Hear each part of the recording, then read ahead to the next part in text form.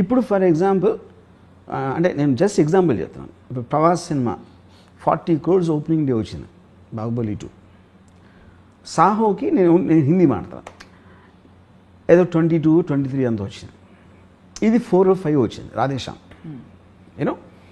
So ఇప్పుడు all of them are made on the same budget. అది బాహుబలి 2కి 20-30% అంతే చేశారు అన్ని కాస్ట్లన్నీ, అవి మారలేదు. ఎందుకు? With the hope that they will reach there. ఈ మ్యాసివ్గా పడిపోయి ఇట్ విల్ ఇంకర్ లాసెస్. ఆ లాసెస్ ఎవరికి వస్తున్నాయి? 2-3 వస్తాయి, handful of people let's say. ఎందుకు? వాళ్ళందరూ వాళ్ళు చేసే విజను బాహుబలి కలెక్షన్స్ని బెంచ్ మార్క్ కింద పెట్టి చేసిన బిజినెస్ ఆస్పెక్ట్స్ అన్నీ. ఓకే, సో ఒక విధంగా చూస్తే ఈ 10 మంది అంటే నేను ఊరికి ఫిగర్స్ పడేస్తున్నా.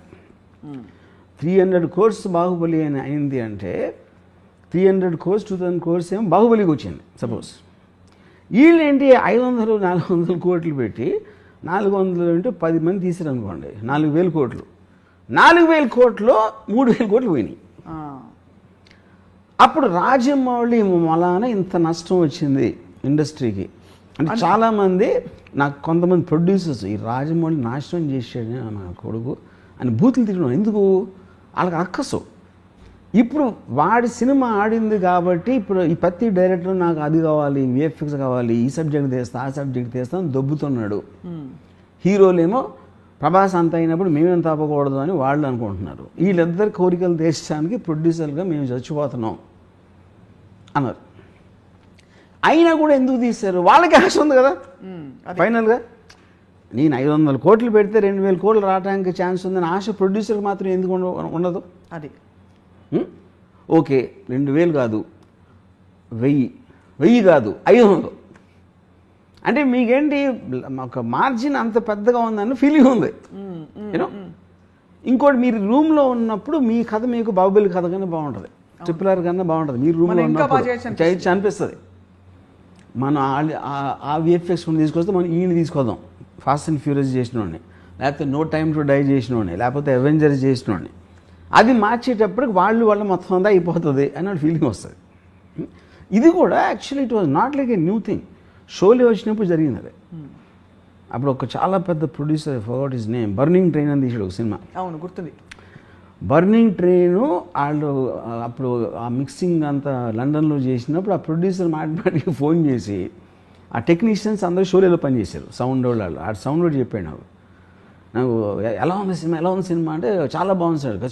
షోలేలాగా ఆడుతుందా, షోలే కానీ ఎక్కువ ఆడుతుందా చెప్పమన్నాడు అండి. అదేమో డిజాస్టర్ అది బర్నింగ్ ట్రైన్ ఫైనల్గా. సో ఇది ఎప్పుడు జరిగింది, not like the first time. But ఇప్పుడున్న నంబర్స్, స్కేలు, దాని sound in the social media, that is where the whole point is. అది ఓకే. సో ఇప్పుడేంటి ఒకలాగా చూస్తే రాజమౌళి వలన ఇండస్ట్రీకి 10,000 కోట్లు నష్టం వచ్చింది అనుకుందాం ఒక నిమిషం. కానీ అక్కడ ఒక ఇది ఏంటంటే స్ట్రేంజ్ థింగ్, 10,000 కోట్ల నష్టం రాలేదు. 10,000 కోట్ల నష్టం 2-3 వచ్చింది, 2, 10, 100, 20. డబ్బులని ఇండస్ట్రీ ఎప్పుడు పావు, దట్ ఈస్ ఎ మిస్కన్సెప్షన్. ఎవరైనా ఒకరి జేబులో ఇంకోటి జేబులోకి వెళ్తాయి.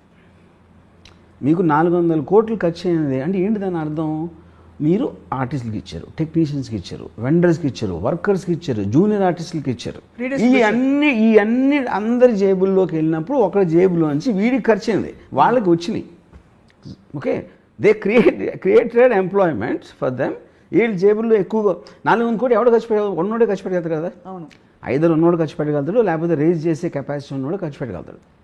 సో వాడి నుంచి అందరికీ వెళ్ళినాయి. అప్పుడేంటి, రాజమౌళి తనకు తను తెలియకుండానే ఒక ఎక్స్ట్రాడినరీ చారిటీ చేశాడు. ఇది రాజమౌళి జేబు నుంచి అది. కానీ రాజమౌళి మూలాన వీళ్ళు ఇన్స్పైర్ అయ్యి వాళ్ళు ఏదో చేద్దామని వాళ్ళ డబ్బులని వేరే వాళ్ళకి దానం ఇచ్చారు. ఈ తప్పు రాజమౌళి కాదంటారు. తప్పు is not the point. By default is actually making people spend money for the sake of other people, not for themselves. అది ఇప్పుడు మీకు ఎప్పుడైనా కేపిటలిజం అనేది నడిచేది గ్రీడ్తో. నాకేం కావాలి, నేనే డబ్బున్న అవ్వాలి. డబ్బున్నోడు ఎప్పుడు ఏం చేస్తాడు, నా డబ్బు ఇన్వెస్ట్ చేసినప్పుడు నాకు ఇంకా డబ్బు రావాలి, నాకు గ్రీడ్ ఉంటుంది. అవును. ఓకే, ఆ గ్రీడ్ తోటి ఒకే సినిమాతో 2,000 కోట్లు కొట్టేద్దాం, 500 కోట్లు ఖర్చు పెడితే 2,000 కోట్లు వచ్చేస్తుంది అనే గ్రీడ్ తోటి ఇన్వెస్ట్ చేశాడు. ఈ 500 400 కోట్లు పోయినాయి అనుకోండి సపోజ్. ఈ 400 కోట్లు వేరే వాళ్ళ దగ్గరికి వెళ్ళి అప్పుడు మంచి జరిగినట్టే కదా. అవును. Which is what the whole point of society. సొసైటీలో ఎంతో కొంత సమానత్వం ఉండాలి, ఒకే ఒక్కడి దగ్గర ఉండిపోకూడదు. Money should not be concentrated on a few people అనేది ఒక బిలీఫ్ సిస్టమ్ ఉంది. మీకు అప్పుడు ట్రికల్ డౌన్ ఎకానమీలో వాళ్ళ ఇన్వెస్ట్మెంట్లో వస్తూ ఉంటుంది అలా కిందకి అది. తప్పకుండా.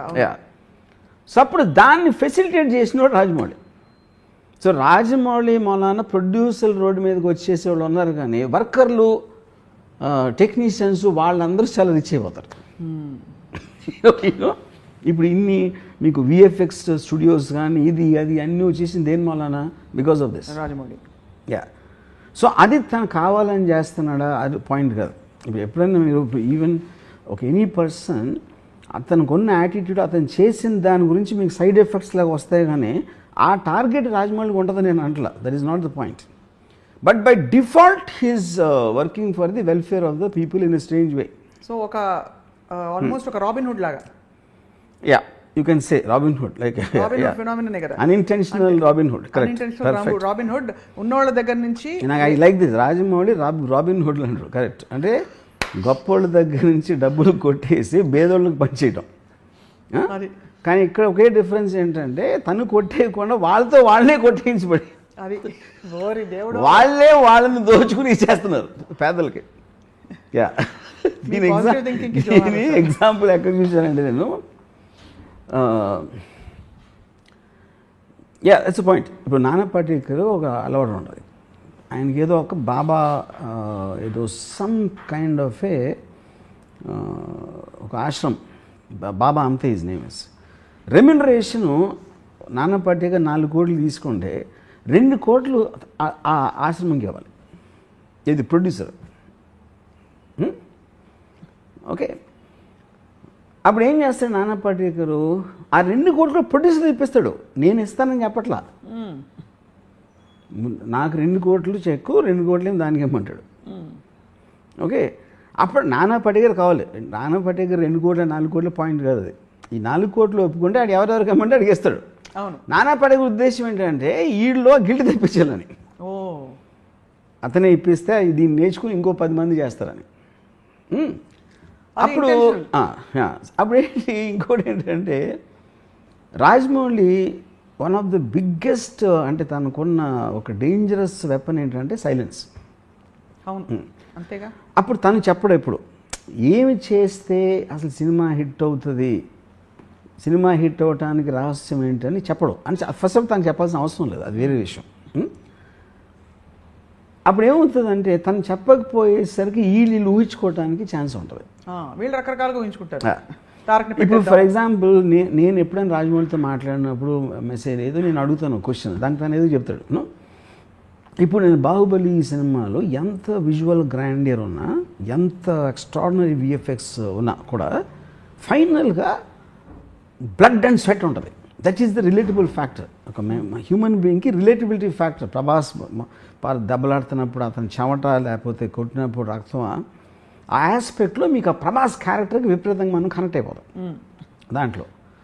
అది ఇప్పుడు మీరు విఎఫ్ఎక్స్ ఇప్పుడు ఈ రాధేశ్యామ్లో కానీ లేకపోతే మన ఆదిపురుష్ టీజర్లో you don't find that. That is the reason మీకు ఒక సడన్గా ఒక నెగిటివ్ ఫీడ్బ్యాక్ వచ్చేస్తుంది. అవును. ఇప్పుడు ఒక అమ్మాయి థియేటర్లో కూర్చుంటే she can fall in love with Prabhas in Baahubali. I don't think she will do that same in ఇప్పుడు చెప్పిన సినిమా ఆదిపురుష్. సో ఆ కైండ్ ఆఫ్ కొన్ని ఆస్పెక్ట్స్ అనేది మీకు పర్సనల్గా ఉంటాయి. ఇప్పుడు తను సైలెంట్గా వెళ్ళిపోయినప్పుడు వీళ్ళందరూ వీళ్ళు ఊహించుకొని వీళ్ళు తీసేసి ఇది జరుగుతుంది. కానీ దీని వల్ల సినిమాలు తీయటం మానేస్తున్నారా, ఇంతంత నష్టాలు వస్తున్నాయని ఎవరు చేయట్లా.